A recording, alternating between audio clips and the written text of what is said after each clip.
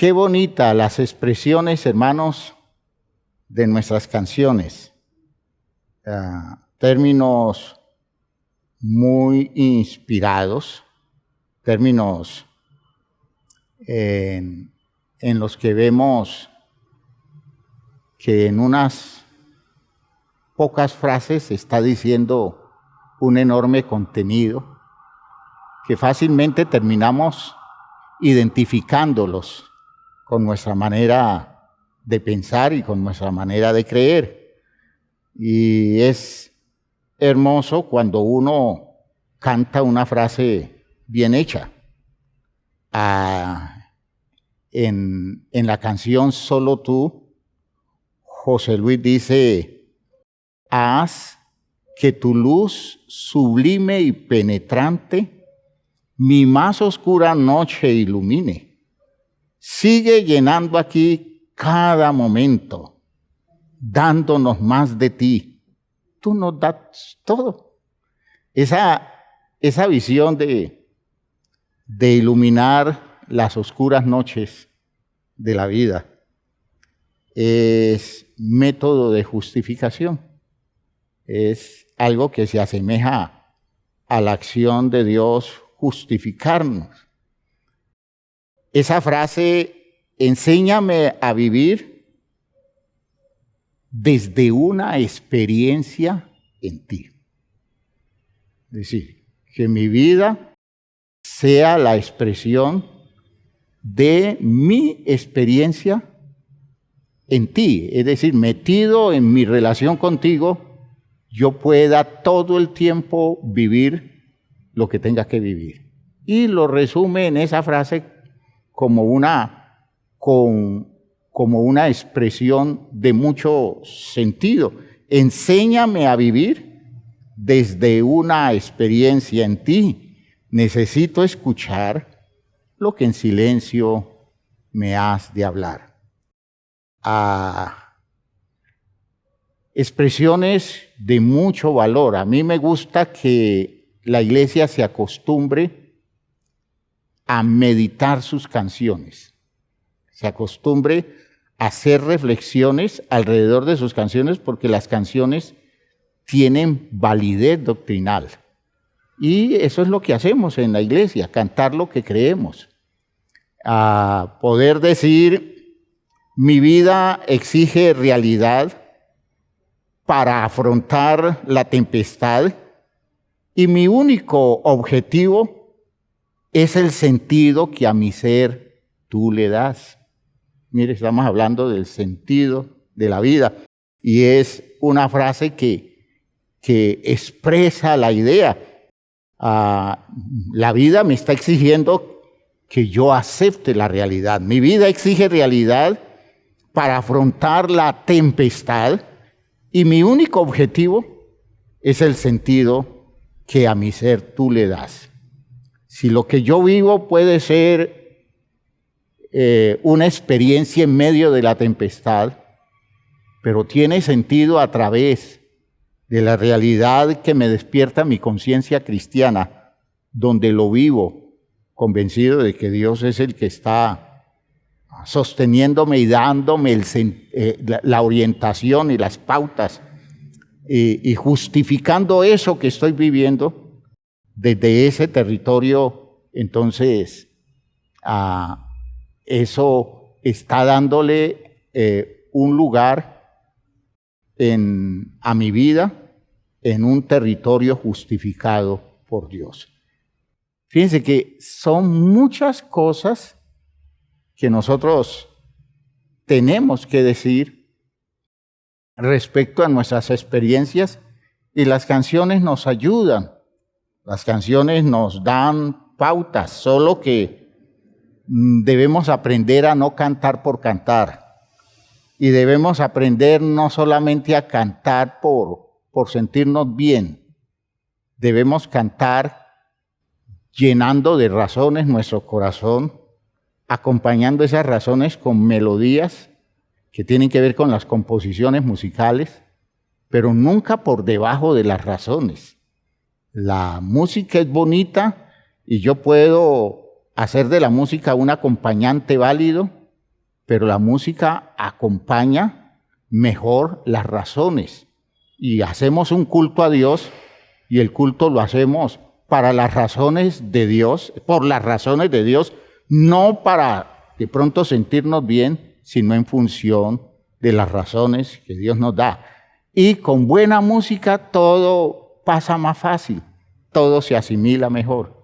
Y por eso nuestras alabanzas, las alabanzas nuestras están cargadas de razones y que nunca dejen de estarlo, porque ese día dejará de ser canción válida para la fe de la Iglesia Apostólica. Cuando lo que cantemos no tenga razón, cuando lo que cantemos sea algo simplemente pegajoso, pero no tenga razón, hermanos míos, eso está diciendo que en cambio de profundizar, estamos superficializándonos. Gracias a Dios, porque tenemos que decir, mucho que decir a través de nuestras canciones.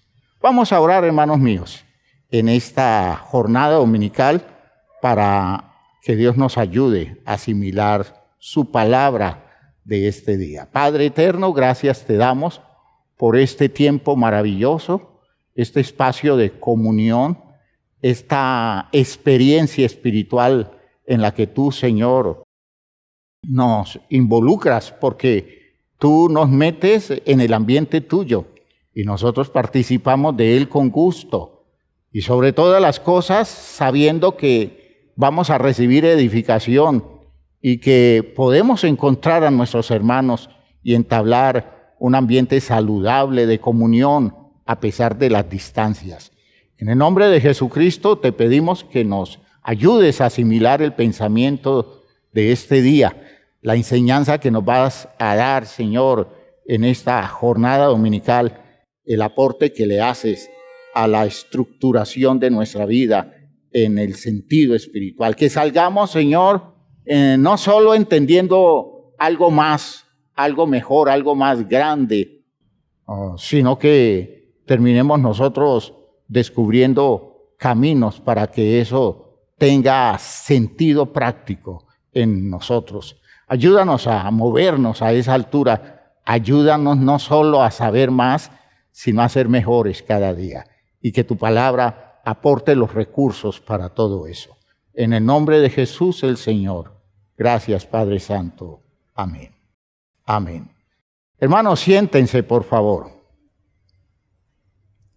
Estamos hablando de la justificación y si usted analiza los textos de la doctrina cristiana,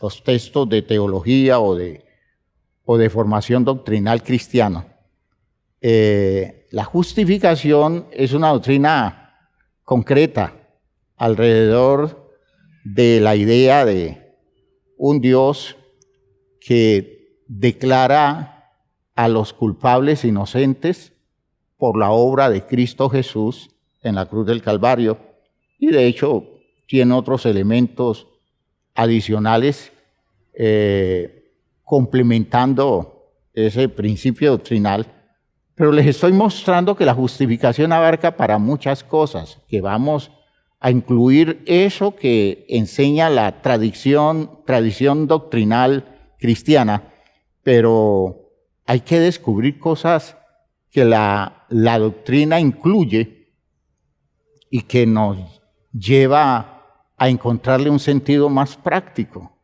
Las doctrinas deben tener sentido práctico porque no deben quedar para mi intelecto, sino para la cotidianidad de la vida mía. Y ese es el objetivo.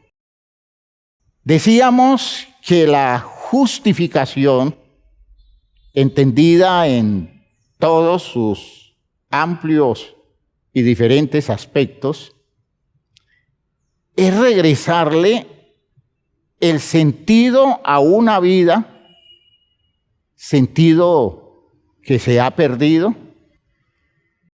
Y entonces, mediante la justificación, Dios hace que ese sentido perdido regrese, o mantener consistente a la persona creyente para que se enfrente a todo el programa del mundo que lo está induciendo a perderle el sentido a su vida. Eso a través de la presión de elaboraciones sociales y culturales que se imponen.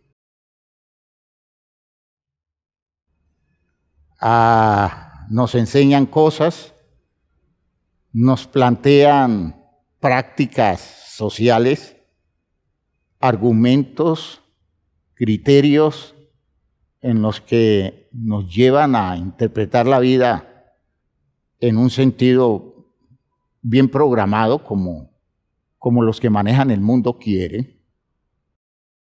Y entonces van sembrándonos cosas,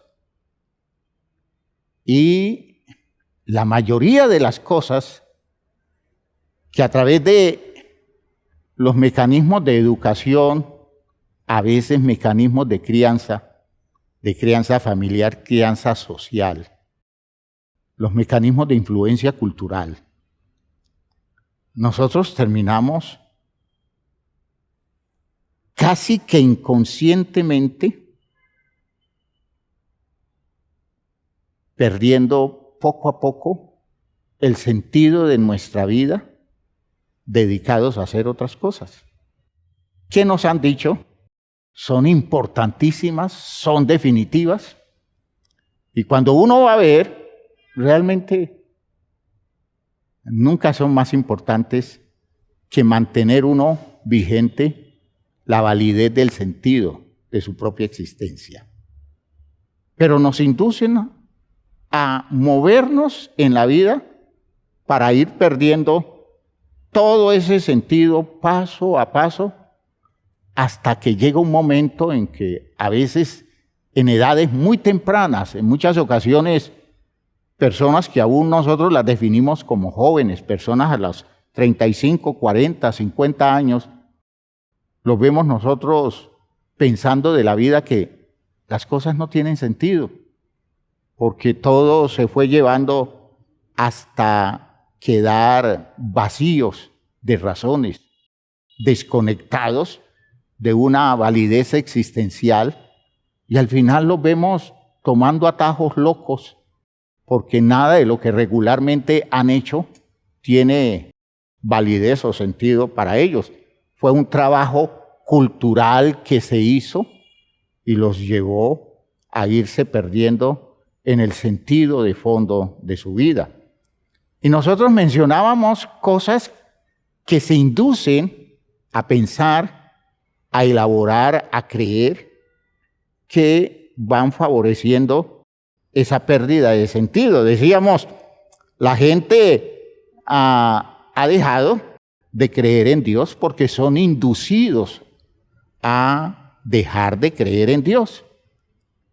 Hoy entonces, las personas que se ven muy cultas dicen que se pueden explicar lo que existe, y especialmente la vida de ellos o la vida de los seres humanos, sin necesidad de meter a un Dios en el cuento. Es que Dios no es necesario, Dios no es indispensable, Dios no lo inventamos nosotros, que entonces yo puedo dejar de creer en Dios y todavía la vida es válida. Ellos no se dan cuenta que ese quitar a Dios de la formulación existencial, de la, digámoslo así, del trasfondo de nuestra existencia, quitarlo a Él nos deja sin encontrar caminos en la vida para ir a buscarle el sentido a la existencia en la medida que se vaya perdiendo. La ausencia de Dios deja esto sin razones, deja esto al azar. Cualquier cosa puede pasar, y ese cualquier cosa puede pasar quiere decir que no hay destino, y eso es grave. El hecho de que nos induzcan a no tomar en cuenta la trascendencia como decisiva en el sentido de la vida. Nosotros debemos desarrollar una vida con un sentido trascendente, porque esto va más allá del círculo estrecho de mi simple existencia. Esto va más allá de la limitación de la temporalidad de mi vida. Si mi vida se reduce a mi temporalidad, mi vida carece de sentido de fondo. Cuando yo logro desarrollar la visión más allá del tiempo de mi permanencia en este mundo, estoy descubriendo que aún cosas que no se ven agradables adquieren sentido para mí por lo que estoy esperando de valor trascendente. Es la frase que atacó Pablo, que se estaba dando en la comunidad de creyentes producto de manejos culturales. Cuando hablaba en la primera carta a los Corintios, capítulo 15, acerca de la resurrección de los muertos, él vio como peligroso esa expresión de comamos y bebamos, que mañana moriremos. Todo reducido al momento, hagamos lo que más podamos hacer, porque mañana nos vamos a morir. Y entonces Pablo dice, mucho cuidado, tengan presente que las malas conversaciones corrompen las buenas costumbres.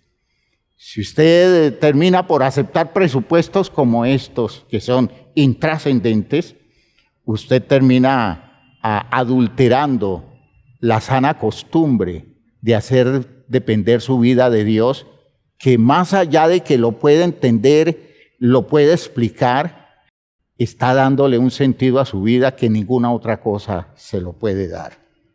Eso de no encontrar la particularidad del hombre frente al resto de criaturas, ¿ya? No identifican al ser humano como distinto en la forma como la Biblia nos promueve la idea. La Biblia nos deja ver que la imagen y semejanza de Dios la colocó Dios en la criatura humana, no en los animales, y que solo en el hombre insufló con su aliento, con su espíritu, el aliento de vida de la persona humana, demostrando que el hombre procede de razones escogidas de Dios y tiene un proyecto existencial superior al de cualquier otra criatura.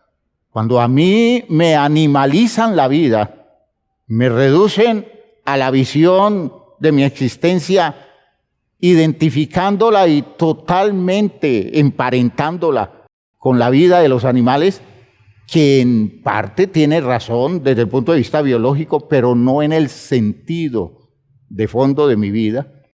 Cuando a mí me llevan a eso, necesariamente están metiéndome en un ambiente en donde al final me quedo sin justificar de manera especial mi existencia, porque dice el escritor de Eclesiastés, bueno, a mí nadie me puede dejar ver que el final de la vida de un hombre y de un animal es distinto. Pues eso es lo que estamos viendo en el juicio de valores que se hace hoy. Eso es lo mismo matar un ser humano que matar un perro. Y es más lamentable matar una vaca que matar una mujer, porque es que la vaca da leche, la vaca nos da carne y es una inversión que voy a perder. Matar una mujer puede ser, como sucede en los feminicidios, puede ser quitarme de en medio un estorbo. Esa visión de la vida humana que no se distingue, que no se valora, que no se mira por encima del resto de cosas. Una vida humana que se paga 500,000 pesos, se paga 1,000,000 de pesos, a veces 200,000 pesos, para que se le quite a un ser humano. Esa visión, ese empobrecimiento del valor del ser humano respecto a su existencia, hermanos míos, es de las cosas más lamentables de la condición de la degradación de la justificación existencial del hombre. Cuando yo no me distingo, todo eso va llevándome a perder el sentido de fondo de mi propia existencia. No poder verse más allá de su funcionamiento biológico natural. Es decir, cuando yo no me veo más allá de mis instintos, de mis pasiones, de los impulsos naturales míos, de los simples estados emocionales de mi existencia, cuando yo me reduzco a todo eso, entonces estoy cada día moviéndome hacia una absoluta reducción de sentido. ¿Ya? Se va perdiendo poco a poco el sentido. En una versión de la Biblia llamada versión hispanoamericana, se hace la traducción del texto de Gálatas en el capítulo 5, en el versículo 16 y 17. Ustedes léanlo en la Biblia que tienen. Yo voy a leer la Biblia hispanoamericana. Y dice el apóstol Pablo allí: los exhorto, pues, a que vivan de acuerdo con las exigencias del Espíritu. Es decir, con la demanda superior que hace el Espíritu, con la disposición, con las motivaciones que genera el Espíritu. Dice: os exhorto pues a que vivan de acuerdo con las exigencias del Espíritu y así no se dejarán arrastrar por las desordenadas apetencias humanas. Qué buena traducción. Desordenadas apetencias humanas. La Biblia Reina Valera las define como los deseos de la carne. La Biblia, el Peregrino, expresa el término bajos deseos. ¿Ya? Aquí en esta versión dice: así no se dejarán arrastrar por las desordenadas apetencias humanas. Porque las desordenadas apetencias humanas están contra el Espíritu. Y el Espíritu está contra tales apetencias. El antagonismo es tan irreductible, es una cosa que nunca se reconciliará. El antagonismo es tan irreductible que les impide hacer lo que ustedes desearían. ¿Ya? Si estamos en ese ambiente de deseos, movidos por deseos, pero queriendo vivir bajo la fuerza del Espíritu, no hacemos ni una cosa ni otra. ¿Por qué? Porque al final es una cosa irreconciliable. Cuando uno aprende a vivir bajo los requerimientos del Espíritu, uno termina por poner en cintura todas esas apetencias, todos esas bajas pasiones, todos esos deseos de la carne, no deseos del cuerpo, deseos de la carne, que es esa forma de vivir bajo la fuerza de impulsos primitivos de nuestra naturaleza humana. ¿Ya?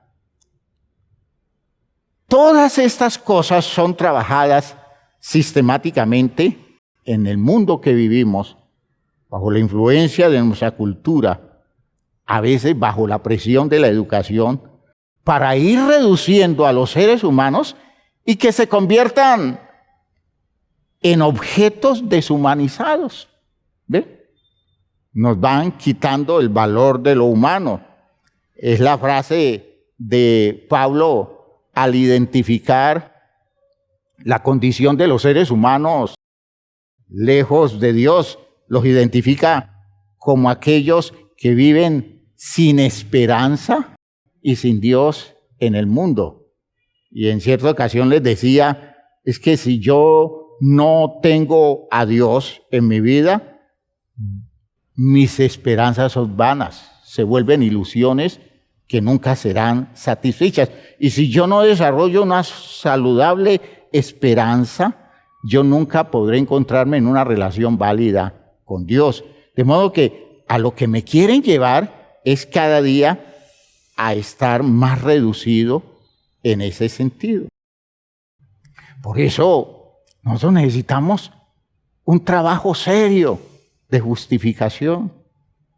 Ahora, no que se cumpla en nosotros una doctrina llamada justificación, no que se aplique sobre nosotros los impactos legales de la justificación, no que nosotros vayamos encontrando virtud de esa gracia de Dios que nos justifica, vayamos encontrando el sentido que el mundo quiere que lo perdamos, que el mundo nos diluye para que no lleguemos a desarrollarlo.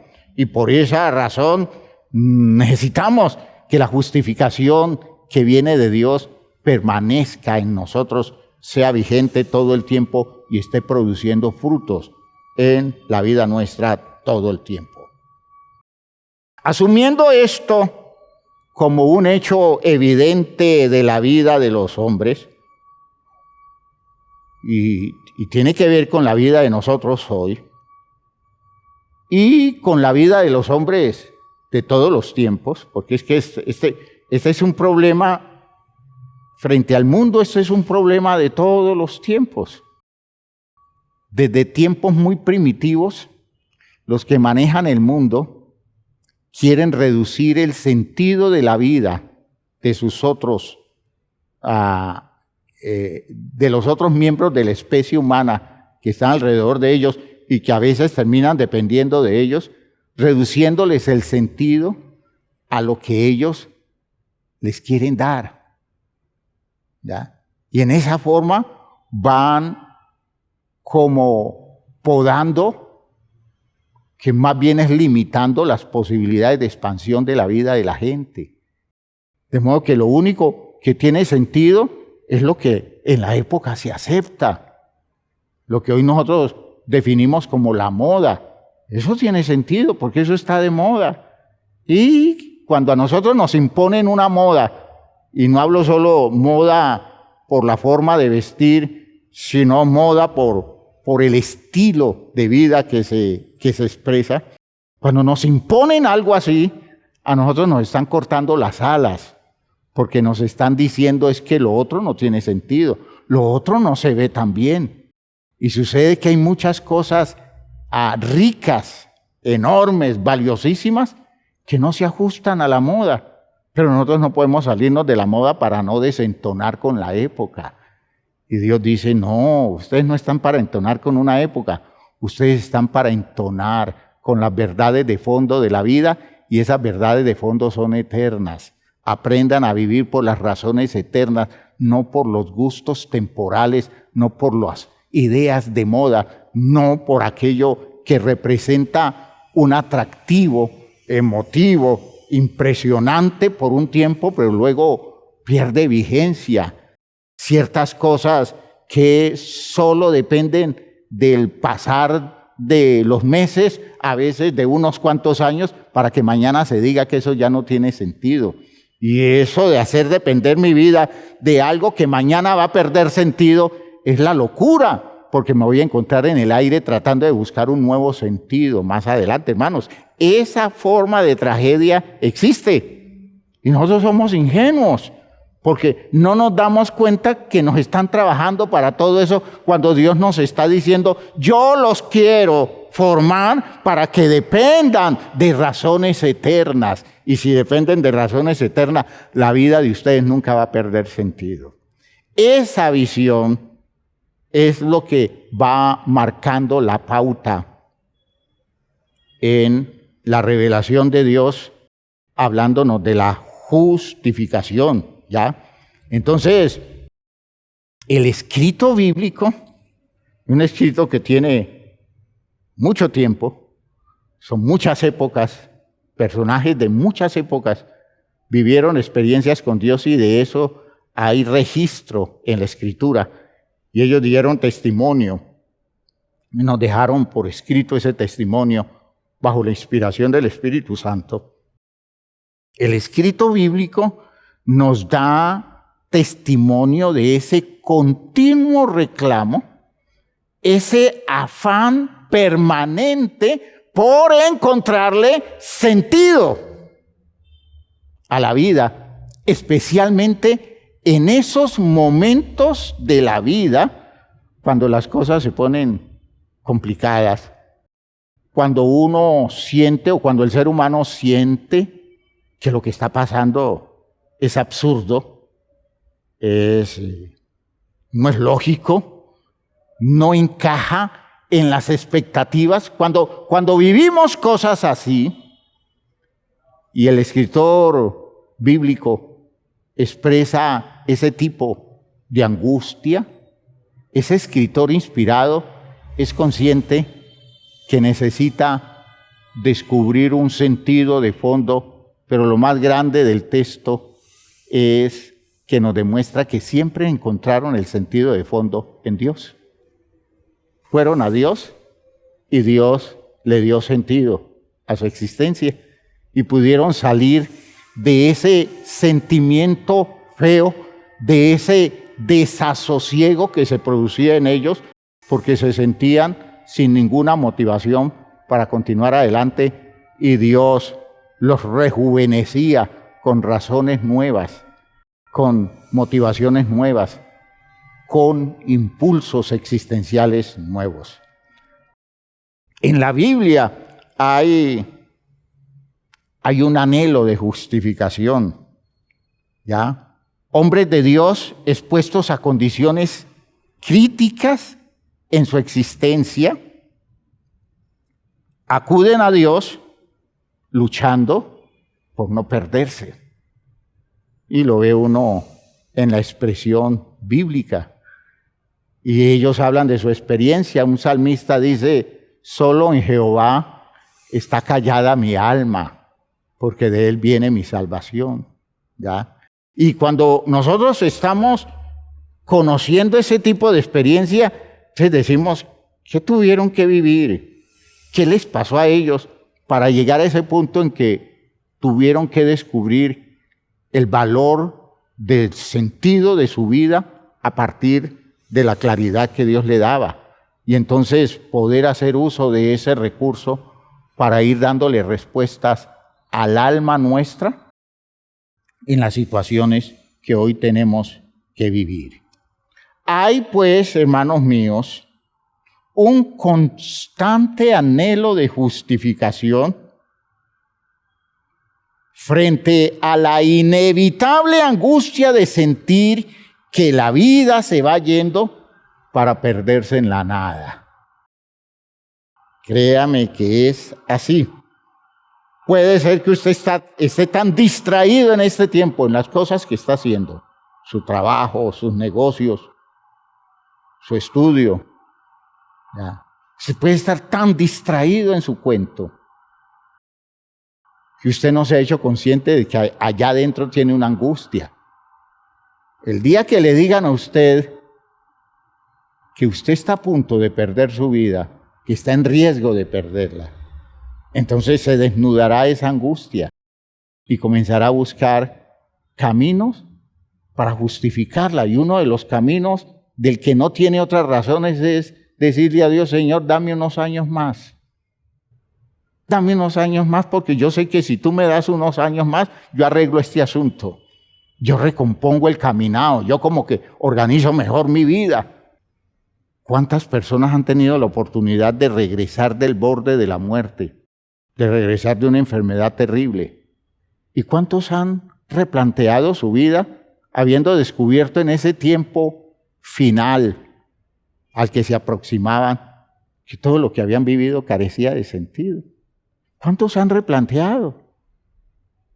Generalmente sucede que después de una semana, después de unos meses, después de un año o 2 años, la persona vuelve a lo mismo de antes, porque no entendió que el tiempo adicional que se le está dando, se lo dieron para restaurar cosas, para darle sentido a una vida que Dios quería justificar. Pero la gente a veces termina tan entretenida, tan ocupada, que siempre deja para el día de mañana la posibilidad de reconstruir lo que debe resolver ahora.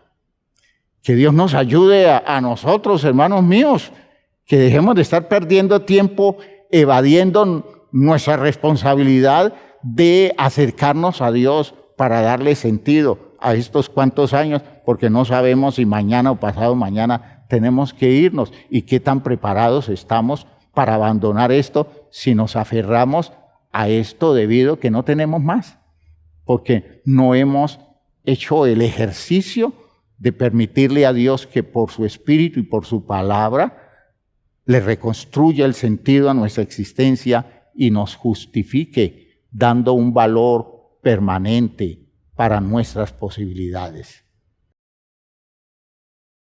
Es una visión que debe cambiarse radicalmente en nosotros.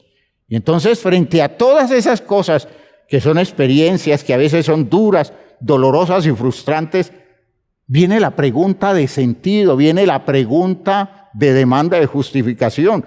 ¿Vale la pena vivir bajo esas condiciones? ¿Vale la pena que estemos aquí? ¿Vale la pena que sigamos aquí en esto que llamamos lucha por la vida? ¿Vale la pena? El asunto parte del hecho de que una persona llega a un momento en que, analizando seriamente las cosas, se da cuenta que si no hay razones de fondo, nada de lo que se hace vale la pena, porque todo pierde sentido cuando las circunstancias se vuelven duras o cuando se ve la proximidad de la muerte que acaba con todo y anula cualquier programa que tengamos para el desarrollo de nuestra existencia. Ese es el mensaje del texto de Job 14. Job 14. Yo se los había mencionado en la reunión anterior y lo dejé pendiente realmente para analizarlo acá. Job capítulo 14. Es la historia de una experiencia humana que nosotros la identificamos como una experiencia trágica, dura, colocándonos nosotros en la piel de Job. Nosotros pensamos, ¿yo cómo me encontraría allí? ¿Cómo analizaría yo mi situación? ¿Cómo plantearía las posturas de mi vida a la luz de lo que hoy tengo, de lo que conozco yo de Dios, de lo que entiendo del Evangelio? ¿Cómo me comportaría yo viviendo una experiencia como la de Job? Un hombre que de la noche a la mañana, sin que me dé razón humana suficiente para justificarlo, porque esas son las cosas de muchas circunstancias de la vida, no hay razones para que se tenga que vivir lo que se vive desde el punto de vista del análisis humano que nosotros hacemos. Ese hombre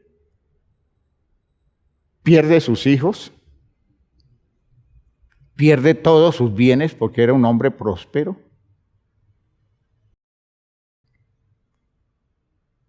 Y la vida no contenta con eso. Estoy hablando en los términos que continuamente se usan, que frecuentemente se usan. La vida le quitó la salud y le dio una enfermedad que en términos humanos, para la época, sin medicinas, sin los ambientes asépticos de hoy, sin manejos clínicos, sin recursos terapéuticos de ninguna especie, una enfermedad que vivida en esas condiciones, lo mejor es morirse, porque es una cosa terrible. Como médico podemos identificar la enfermedad como una psoriasis de esas bravas. Y si hoy es brava la psoriasis, esa condición clínica es una cosa terrible, con medicinas y con apoyo a muchos niveles. ¿Qué dirá usted de un hombre viviendo ese tipo de experiencias con un prurito sobre todo el cuerpo y la piel en las condiciones de una piel que se inflama como la piel de una persona quemada, desprendiéndose, y el prurito persistiendo y no quedándole más remedio para enfrentar el malestar que usar un tejo, ¿ya? Usar un pedazo de ladrillo y rascarse con el ladrillo para tratar de quitarse ese malestar. Yo quiero que usted se imagine eso, viviendo esa experiencia, recordando a sus hijos muertos y en las condiciones de miseria que produce haberlo perdido todo. ¿Ya? ¿Cómo lo enfrenta? ¿Cómo lo asimila? ¿Cómo hace usted para decir, debo seguir viviendo, debo seguir luchando? ¿Cómo hace usted para pensar que hay algo mejor mañana? ¿Cómo hace usted para elaborar una alternativa existencial y justificar como algo que tiene validez vivir ese tiempo pensando que hay una visión de la vida que le permite justificar aún eso, no como justificación de la tragedia, sino como posibilidad para algo mucho mejor? En resumen, le digo, Job lo encontró. Job fue justificado por Dios.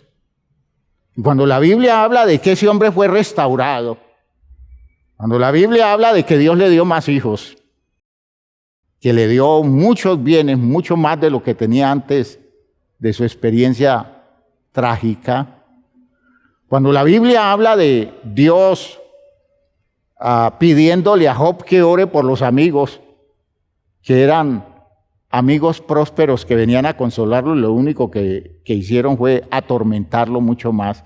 Y le dijo a Job, les dijo a ellos, pídanle a Job que ore por ustedes, porque yo los veo muy mal a ustedes. En cambio veo a mi siervo Job mejor ubicado. Es decir, cuando eso se muestra, quiere decir que Job encontró el camino de la justificación, que en lo común, en una situación así, la mayoría de los seres humanos nunca la encuentra. Quiere decir que que Job encontró a Dios en un territorio en el que la gente se muere en la desesperación porque nadie está allí. En medio del dolor, en medio de la enfermedad, muy pocos pueden encontrar una justificación existencial porque cuentan con la presencia de alguien que no es un ser humano que está cerca, sino un Dios todopoderoso que sustenta y llena de validez todo en la vida. Job lo encontró. Y esa es la frase que hemos citado con frecuencia de él. Le dice a Dios, de oídas te había oído, pero ahora viviendo esto, tocándome enfrentar esta situación como me ha tocado, al fin mis ojos te ven. Y claro, me arrepiento en polvo, en ceniza. Yo me siento la persona más desubicada del mundo porque yo decía cosas que no tenía sentido. Elaboraba argumentos a partir de mi comodidad, a partir de mis ventajas, y en medio de mi dolor hice también comentarios que no eran, pero ya cuando te encontré, me doy cuenta que hablé muchas cosas sin sentido, porque no le encontraba sentido a nada. O hablé muchas cosas sin sentido cuando creía yo que todo estaba esplendoroso y todo me lo había ganado con todo el derecho. Era un necio, era un loco, un iluso. Ahora que te encuentro en medio de mi dolor, en medio de mi enfermedad, en medio de mis pérdidas, ahora sé que te estoy viendo y me doy cuenta que tú eres suficiente para justificar mi vida más allá de toda esta tragedia. Espero que ustedes estén entendiendo la idea. Por eso el capítulo 14 de Job nos evidencia esa visión de ese hombre y nos deja ver que en medio de sus limitaciones, él tiene una capacidad especial para razonar. La persona que escribe ese texto lo escribe con una poderosa capacidad para argumentar desde Dios el sentido real de la tragedia humana y cómo un hombre en el único que se esconde para vivir sus experiencias dolorosas es en Dios. Dice Job en el capítulo 14, el hombre nacido de mujer, recuerdan que hace 8 días explicábamos ese texto. El hombre nacido de mujer, corto de días y hastiado de sinsabores. ¿Qué quiere decir corto de días? Frente a la naturaleza, frente a nuestros anhelos en la vida, a los grandes deseos que se despiertan en nosotros, cosas que quisiéramos desarrollar. La vida humana, a pesar de los muchos años que pueda vivir, es muy corta. Los que estamos viejos decimos, apenas ayer era un muchacho. Apenas ayer viví el esplendor de mis energías en mi condición de persona joven. Y en un parpadeo llegué a esta condición de vejez. La vida es muy corta. Tanto que se tiene que hacer en la vida. Tan corto el tiempo. Pero lo más triste de todo eso es, en la reflexión de Job, es que esos cortos años están plagados de sinsabores.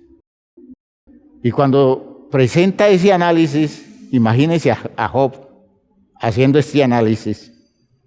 El hombre nacido de mujer, corto de días y hastiado de sinsabores, sale como una flor y es cortado, y huye como la sombra y no permanece. Fíjense, estamos hablando de condiciones existenciales que reclaman una justificación. Y este hombre que reconoce que la vida se le fue en un parpadeo, pero la mayoría de su experiencia está cargada de condiciones agraviantes, condiciones desagradables. Por otro lado, al poco tiempo se muere. Entonces Job le pregunta a Dios sobre este hombre que vive eso. ¿Abres tus ojos y me traes a juicio contigo? Porque Job se siente juzgado por Dios. Si ustedes recuerdan la historia del texto, a Job no lo juzga Dios. A Job lo está juzgando la malicia de Satanás. Dios es el defensor de Job. Y le dice a Satanás, ese hombre es recto. Ese hombre es limpio. Dios no está juzgando a Job. Pero así son las cosas de la vida. Dios tiene confianza en nosotros muchas veces. Pero la vida nos reclama para confirmar en nosotros lo que Dios piensa. Y fíjense ustedes que en cambio de verlo como un juicio, como una cuestión agravante, lo podemos vivir como una experiencia en la que Dios va a demostrar en nosotros que la vida nuestra sí está cimentada en cosas serias. ¿Por qué? Porque Dios quiere que nosotros descubramos el territorio de la justificación de nuestra existencia. Job le dice a Dios, ¿cómo frente a un hombre en su desgracia, en sus limitaciones, tú vienes y le pides cuentas? Él siente que hay un juicio que se le está haciendo y él no tiene cómo salir airoso del juicio. Por eso, en su experiencia le dice a Dios, ¿quién hará limpio a lo inmundo? Nadie. Miren ustedes que ya este texto nos está haciendo un reclamo de justificación. ¿Quién podrá hacer limpio al inmundo? El que es inmundo es inmundo. Job no tiene conocimiento de la justificación. Job necesita conocer mucho más a Dios para encontrar que Dios sea capaz o descubrir que Dios sea capaz de limpiarlo de todas las condiciones inadecuadas de la estructura de su vida. Y entonces comienza a hacer esa reflexión diciéndole a Dios acerca de la condición de un hombre así. Ciertamente sus días están determinados y el número de sus meses está cerca de ti. Le pusiste límites de los cuales no pasará. Si tú lo abandonares, él dejará de ser. Entre tanto, deseará como el jornalero su día. Entonces miren ustedes que este hombre le está diciendo a Dios que el hombre es alguien que se va a ir.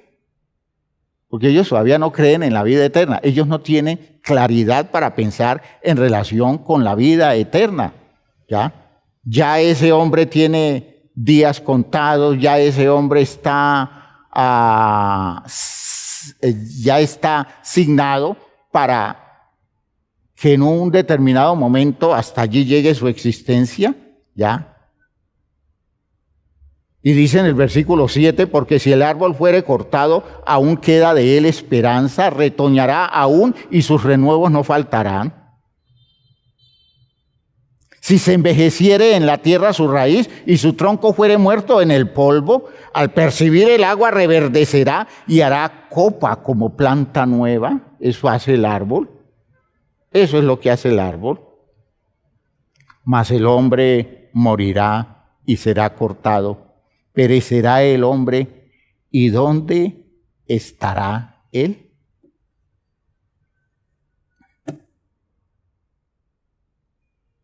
El árbol tiene esperanza. El árbol tiene una nueva oportunidad. En la visión objetiva de la vida, cuando aún no se conoce el poder de la justificación de Dios, el hombre no. El hombre viene acá, sufre mucho y luego se muere. Viene acá y trabaja como un burro, hace mucho esfuerzo y luego se muere. Viene acá y cuida de una familia, protege una familia, se esfuerza por ellos y luego se muere. En otras palabras, en términos existencialistas, fíjese usted que estoy elaborando un planteamiento existencialista, con todo lo que se sufre viviendo, con el impacto de las enfermedades, con el golpe que se recibe de tanta agresión circunstancial, con la angustia que se produce cuando no se pueden resolver los problemas que se quieren resolver y son semanas, meses, años que pasamos nosotros haciendo múltiples esfuerzos alrededor de nuestras condiciones complicadas.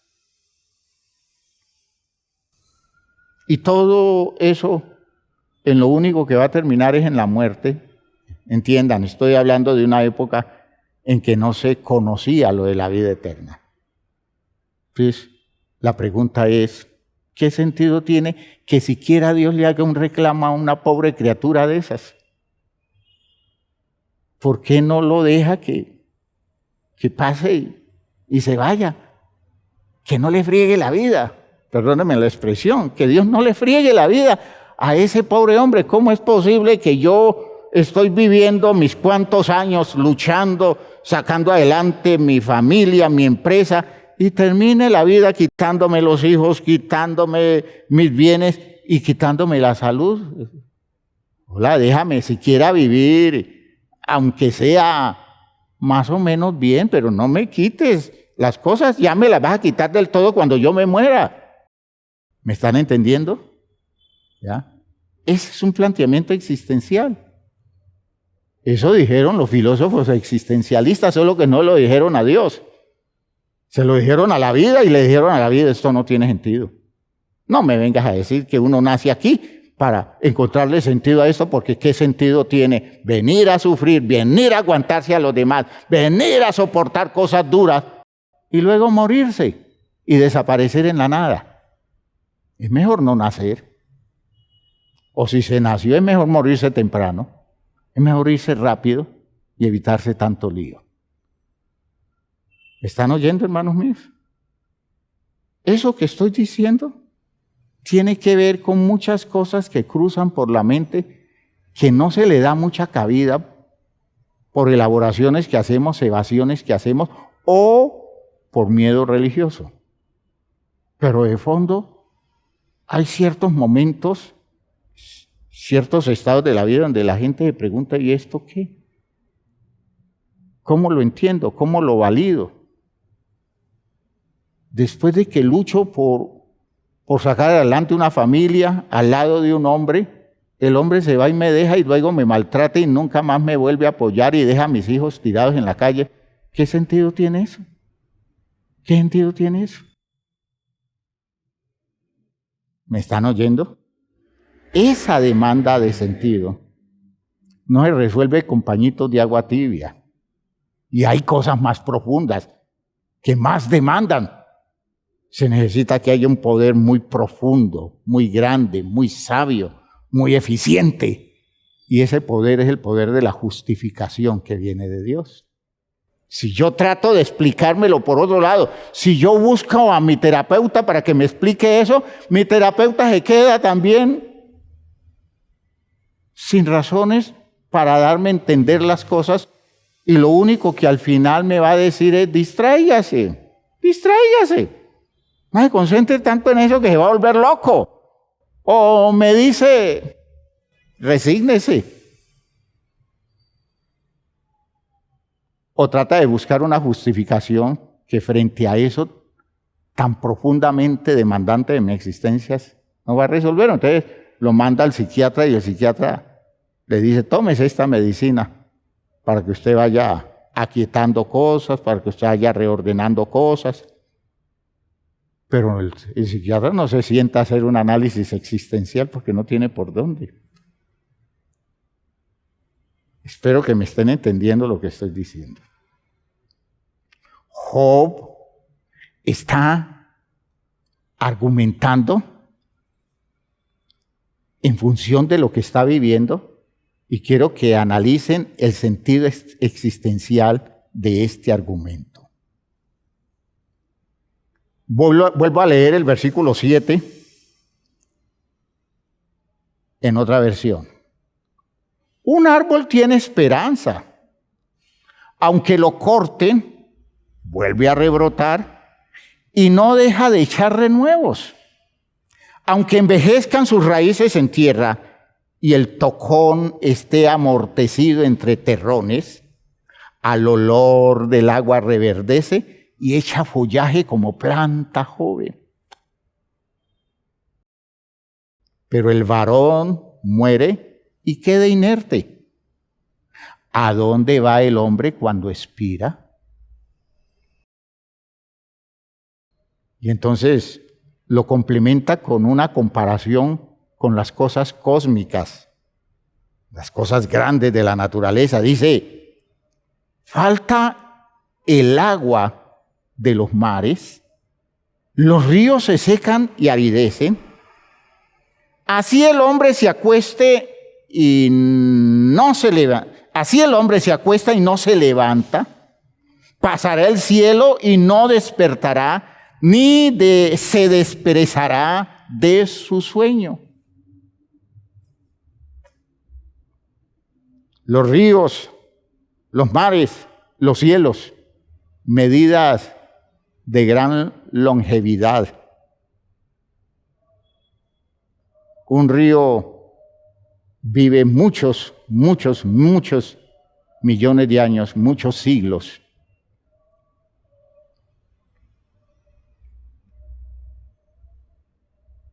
Y sin embargo, cuando los ríos desaparezcan, cuando el mar se seque, cuando el cielo desaparezca, ningún hombre volverá. Entiendan la época, ¿no? Entiendan la época. Imaginen ustedes ese sentido desesperanzado de la vida, especialmente en medio de una tragedia como la situación de Job. Si ya no queda más y tengo un mal de esto, posiblemente escoge el camino de la eutanasia. Porque al final voy para lo mismo, a morirme. Por eso estén entendiendo el espíritu ateo.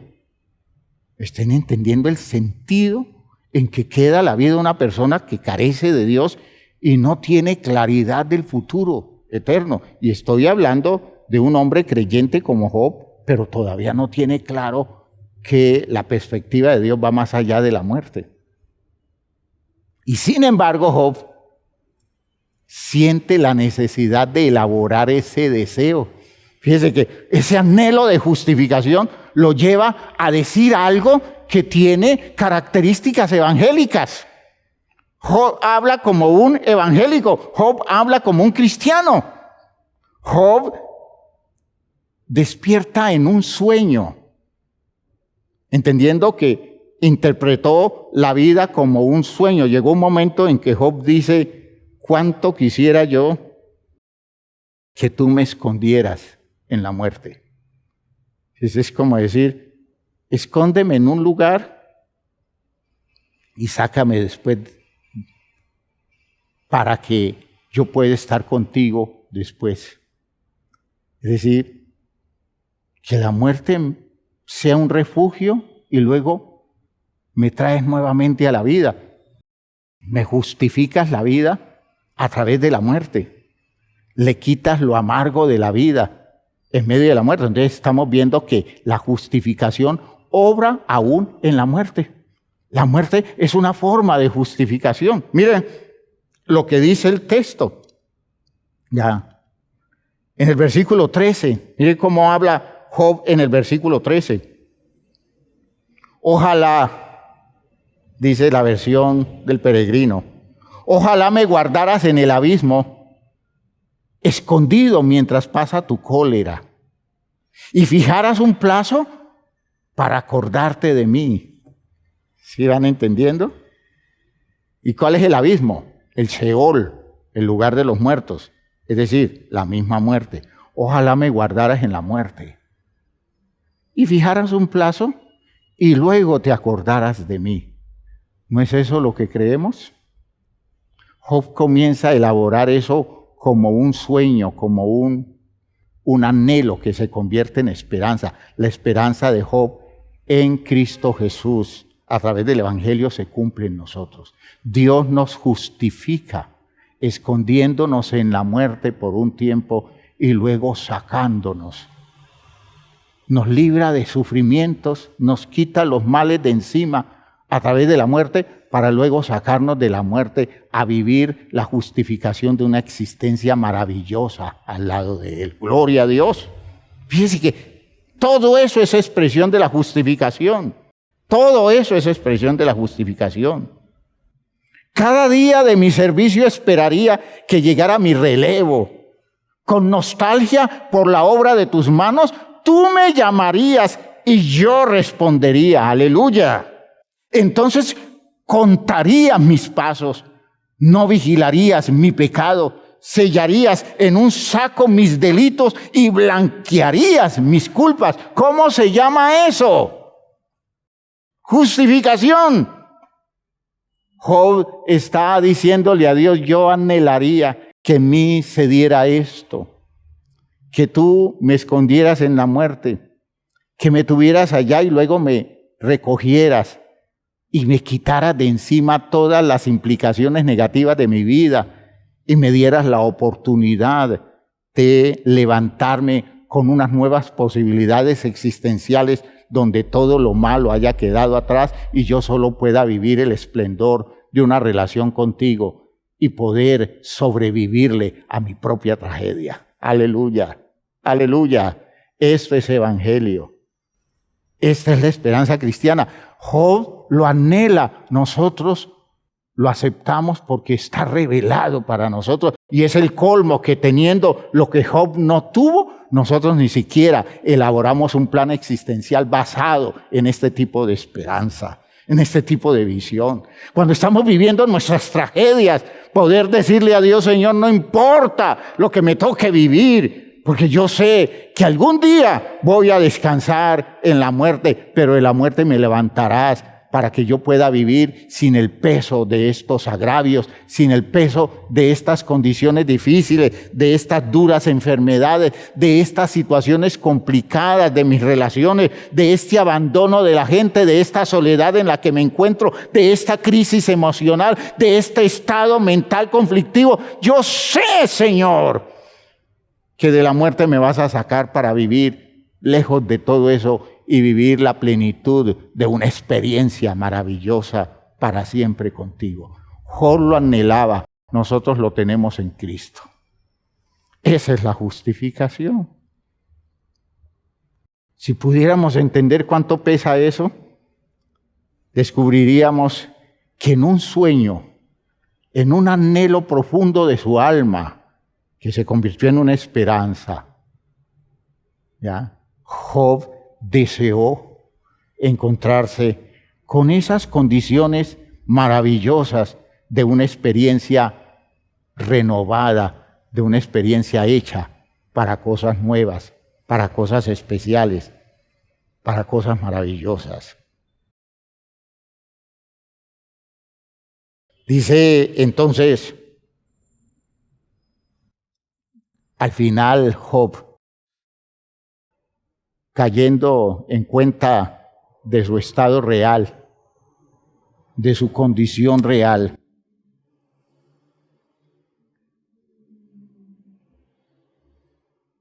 dándose cuenta que tiene una enfermedad, dándose cuenta que el único futuro que tiene es la muerte, tuvo un momento de inspiración. Algo esperó de Dios más de lo que comúnmente un ser humano esperaba en Dios en aquel entonces. Y luego aceptó su destino. Dice en el versículo 18, una montaña se inclina y se derrumba, una roca se mueve de su sitio, el agua desgasta las piedras, la avenida arrastra las tierras, es decir, las corrientes de agua arrastran las tierras, y tú destruyes la esperanza del hombre, es decir, el hombre se muere y se va. Muerto el varón, ¿puede revivir? Pregunta en aquel entonces, se respondía, no puede revivir. La pregunta se le hace a usted hoy. Muerto el hombre en medio de su tragedia, ¿puede revivir? Y usted tendría que decir, por la revelación de Dios en Cristo, que sí, que de la tumba se levantan para tener una nueva oportunidad. Job dice en su dolor, lo aplastas para siempre y se va, le mudas el rostro y lo expulsas. Sus hijos se enriquecen sin que él se entere. Mire cómo analiza su tragedia familiar, su visión de padre que ya no puede estar cerca de sus hijos. Sus hijos se enriquecen sin que él se entere, se arruinan sin que él lo advierta. solo siente el tormento de su carne, solo siente la pena de su alma. Qué mensaje existencialista más extraordinario, qué texto más maravilloso. Pero en medio de ese texto surgió una luz de esperanza, una expectativa. Qué bueno fuera que tú me escondieras en el abismo, que tú me dejaras allí y luego me recogieras, me levantaras y me quitaras todas estas cosas feas, que tú ennoblecieras mi alma, me quitaras todo este peso abrumador de condiciones negativas y me dieras la oportunidad de vivir libre de las consecuencias tristes de mis errores. Me dieras la oportunidad de vivir libre de los sentimientos de culpa ante ti. Job entendió en esperanza lo que la enseñanza doctrinal cristiana nos da como razón suficiente para sostenernos. Hoy decimos con Pablo, justificados pues por la fe, tenemos paz para con Dios por medio de nuestro Señor Jesucristo. Romanos 5:1. Y él sigue diciendo en ese texto de Romanos, en el proceso de justificación, en el versículo 3 dice, y no solo esto, sino que también nos gloriamos en las tribulaciones, sabiendo que la tribulación produce paciencia, la paciencia prueba y la prueba esperanza, y la esperanza no avergüenza, porque el amor de Dios ha sido derramado en nuestros corazones por el Espíritu Santo que nos fue dado. Estamos rodeados de cosas muy positivas que conducen a la justificación. Y esa justificación opera en nosotros como Job lo anheló. Espero que usted vuelva a leer el texto de Job 14, lo analice con un interés de profundizar en él. Y se sorprenderá al darse cuenta que Job, bien primitivo como estaban los argumentos de su teología, pudo entender el anhelo más grande que un hombre puede tener delante de Dios, y es que Dios le justifique su vida en medio de su tragedia, en medio de sus errores, en medio de las condiciones dolorosas de su experiencia. Dios lo justifique, lo libre de todo eso y le dé un sentido de vida válido que permanezca para siempre. Esa es nuestra fe evangélica y espero que usted comience a asimilarla, a entenderla, a descubrir que Dios le devuelve el sentido en Cristo y le deja ver a usted que no importa lo que le toque vivir, usted tiene derecho a esperar de Él un futuro esplendoroso, porque a eso nos llamó Él por la palabra del Evangelio. Por eso es una muy buena noticia. Espero que esto haya quedado claro. Espero que haya quedado claro.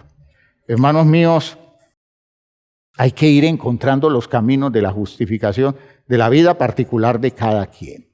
Usted no se quede resignado a aceptar la vida así como se le presenta. No, asúmela, pero en términos de justificación, y vaya encontrando razones. Pida ayuda para encontrar razones terapéuticas, argumentos de parte de Dios que lo lleven a entender que en medio de todo lo que le haya tocado vivir, Dios tiene un recurso de justificación para devolverle el sentido y la validez de su vida, a pesar de que usted crea que eso se perdió y ya no haya de dónde sacarlo o rescatarlo. Dios tiene cómo justificar su existencia. Se la justificó a Job, ¿por qué no a usted? Se la justificó a Cristo, levantándolo de la tumba y llevándolo a sentarse a su diestra después de la terrible tragedia del Calvario. ¿Por qué en esa situación suya, que no es más grande que estas otras, Dios no lo va a justificar? Dios tiene cómo encontrarle el camino de la justificación, acérquese a buscarlo, acérquese al ambiente espiritual, déjese orientar y va a descubrir que no importa lo que le haya tocado vivir, Dios tiene cómo volverlo a meter en los territorios de las razones válidas para vivir y de la justificación absoluta y eterna de una existencia que se pudo destruir a lo largo de condiciones negativas, pero hoy tiene una posibilidad nueva. Vamos a orar en ese sentido. Padre eterno, te damos gracias por esto que nos has concedido hoy. Gracias por esta claridad que nos das, por esta visión de las cosas que nos permite descubrir que tienes planes especiales para nosotros y estás realizando proyectos espirituales maravillosos con nuestra vida.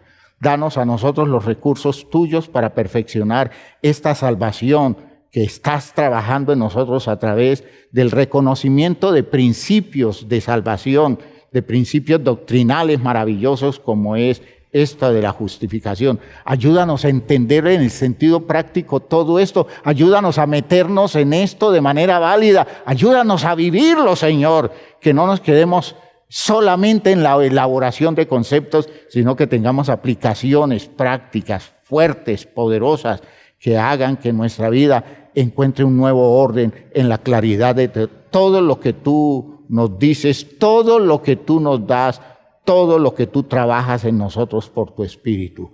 En el nombre glorioso de Jesucristo el Señor. Amén. Gracias, Padre Santo. Amén. Amén. A trabajar en serio. Es tiempo de ir encontrando los territorios de la justificación de la vida suya. La suya. No la doctrina de la justificación, sino la aplicación de todo eso en la vida suya. Y vamos a ver qué corrientes, qué vertientes, qué cosas se van expresando en la vida suya cuando Dios comience a darle fuerza de justificación a su existencia. De pronto ya ha recibido algo, pero Dios quiere darle mucho más. Dios les bendiga a todos. Salúdense unos a otros.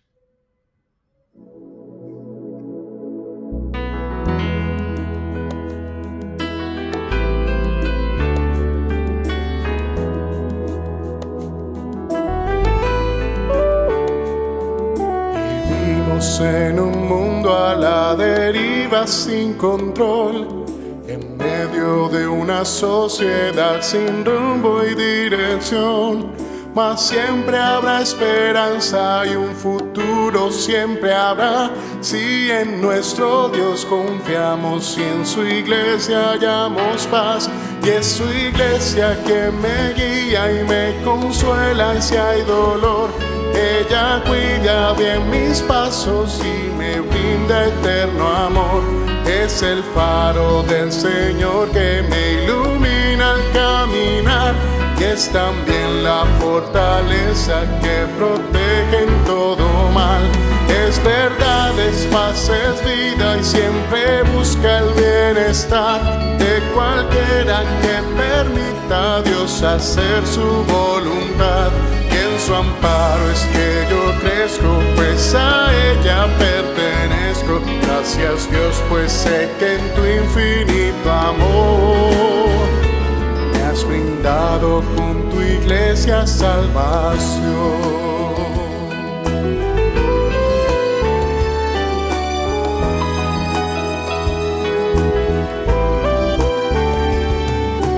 Bueno es entender lo que la iglesia puede hacer cuando a través de ella Dios nos muestra su poder.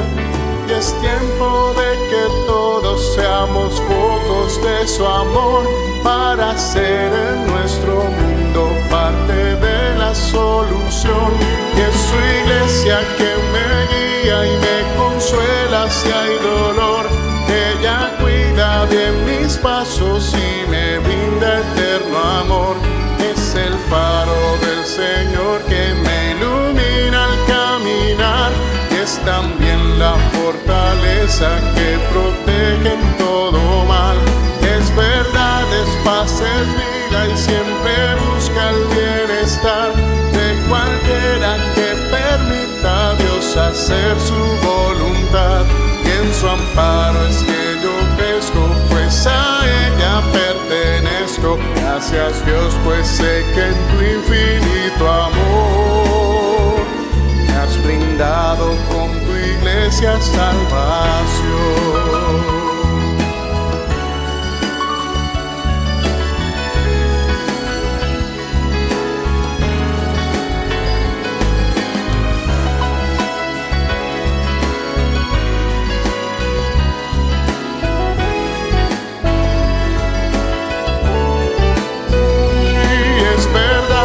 Paz es vida y siempre busca el bienestar de cualquiera que permita a Dios hacer su voluntad.